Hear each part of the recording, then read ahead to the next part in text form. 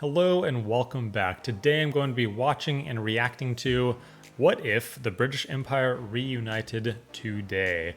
So it's definitely, a what if scenario, a huge what if scenario. But what if they did? I'm assuming they'll talk about what the population would be, how much the GDP is, the influence that we have, what countries they would own. So this is the height, the picture that you see of the British Empire, and we're just going to discuss, I guess, what would happen. What would happen if it just reunited, or how it could be done. Since I don't know, let's just jump in. But real quick, it was raining here the other day, and that's pretty rare here. It does not rain often here, especially this year. We're always in droughts in California. So I looked up how many days does it rain in London, for example, and it says 106.5 days of rainfall per year on average.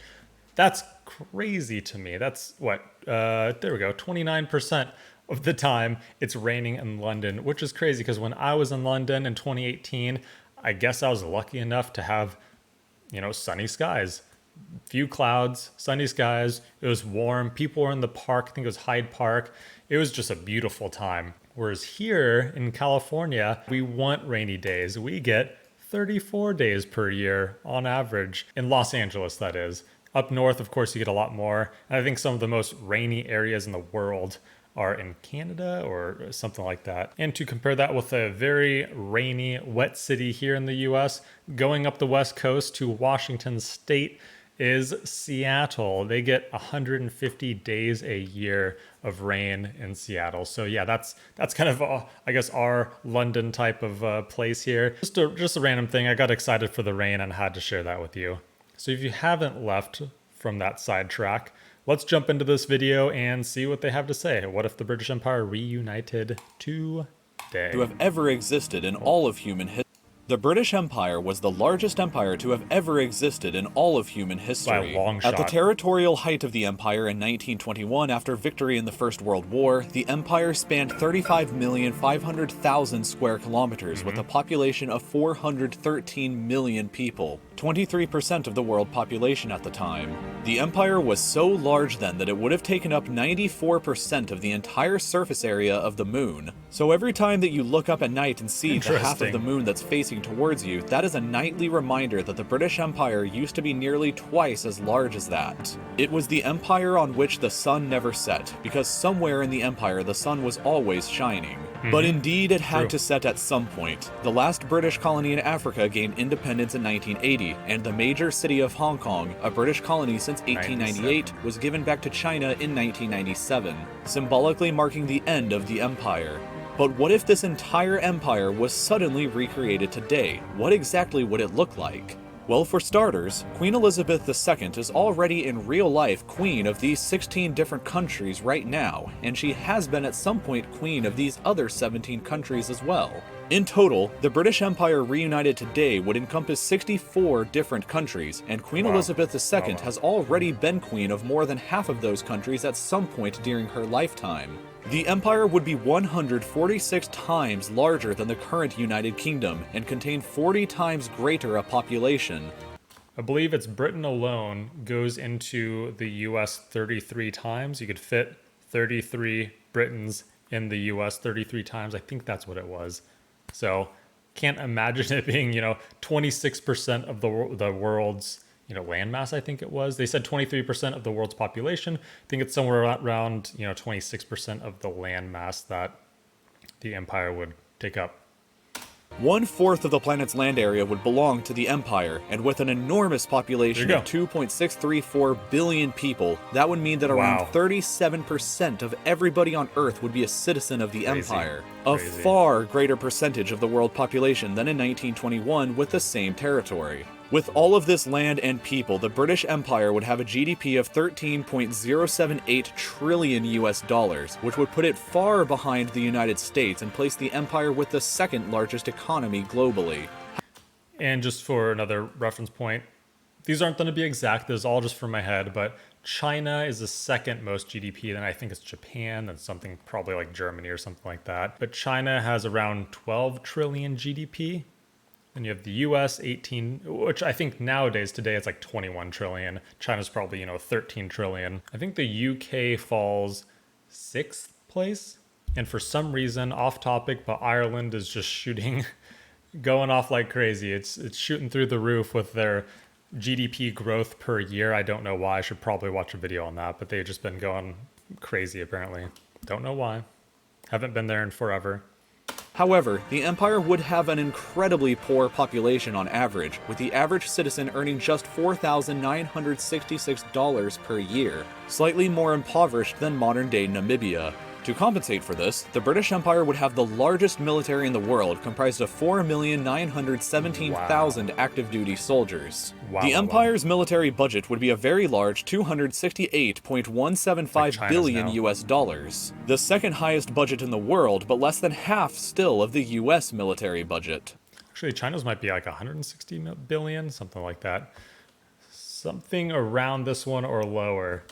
Overall, the British Empire would likely be the second strongest country in the world today, behind only the United States, but how would it compare to other empires that we've covered in this series? Here is a chart to show you. The British Empire would have a higher population than both the Roman and Mongol empires, but have a smaller economy than both, a poorer population than both, and the Mongol military would be significantly larger.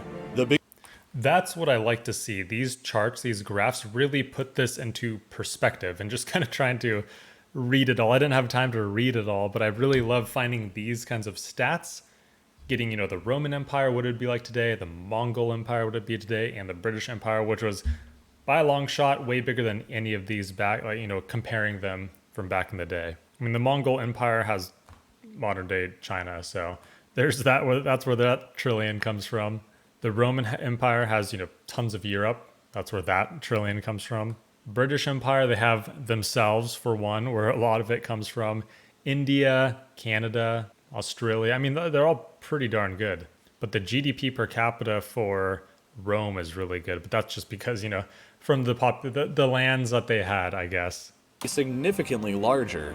The biggest city in the British Empire would be Karachi in Pakistan, and with the exception of Lagos in Nigeria, the top 5 biggest cities would all be located on the Indian subcontinent. In fact, 9 out of the top 10 biggest cities would all be located in either Asia or Africa. The only one that wouldn't is London, which would be the 7th largest city in the empire. Despite this, London would likely become the capital of the whole empire since it was the historical capital of the British Empire. In addition, English would have to be the official language of the empire, despite the fact that it would only be the native language of only 5% of the population. It would, however, be understood as a secondary language by 17% of the population, as English is an official language already in 49 out of the 64 countries that are making up the empire. Hindi would be the single largest language, spoken by 20% of the population, while Bengali and Urdu would constitute significant languages as well. The empire would be incredibly ethnically and religiously diverse, with only 5% of the population being classified as white, while 69% would be Asian or Pacific Islander, with the population of India alone accounting for almost half of the entire empire. African and Afro-Caribbean ethnicities would account for 19% of the total, while Arabs and other Middle Eastern ethnic groups would contribute the remaining 7%. The United Kingdom itself would only contribute 2.4% of the entire empire's population. And finally, the religious diversity of the empire would be just as great, if not even greater, with Hinduism representing the largest single faith at 40% of the total population, Islam at 33%, divided between 32% Sunni and 1% Shia, Christianity at 19%, split between 12.6% Protestants, 6% Catholics, and 0.4% Orthodox. Meanwhile, Buddhism would represent 3%, Sikhs at 0.8%, Jews at 0.2%, other religions at 2%, and atheists or non-believers would account for the final 2% of the population. Interestingly, if you also added the original 13 American colonies from the United States back into the empire, that would single-handedly raise the GDP of the empire up by over $6 trillion, equal to 47% of the entire empire's GDP before adding the colonies. If this happened, the 13 colonies would undoubtedly become the most valuable possession of the British Empire. The only question is, would the United States allow this to happen? So thank you so much for watching this video. There's actually a funny comment right there. Would the US allow this to happen? Right there. And the comment is right here. Would the US allow this to happen? If you manage to reunite India and Pakistan, then anything is possible. I mean, yeah, this is a what if video, so yeah, of course, and I'm glad they kind of added that in there. as well. It's what if, in a parallel universe, perhaps this has happened. But overall, it's a fun video. I liked it. It's entertaining just to think. No matter how outrageous or ridiculous these scenarios are, it is fun to see what would, if the British Empire was still together today, for example, or reunited today, what would it look like? How much population would you have?